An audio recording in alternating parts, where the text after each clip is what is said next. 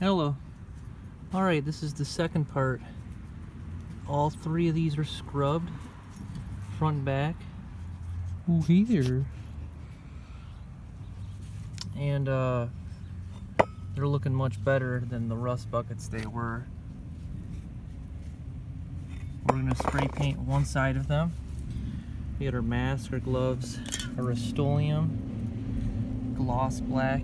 Thought about getting the matte when I bought this, but yeah, we're going to spray and then I'll update after that.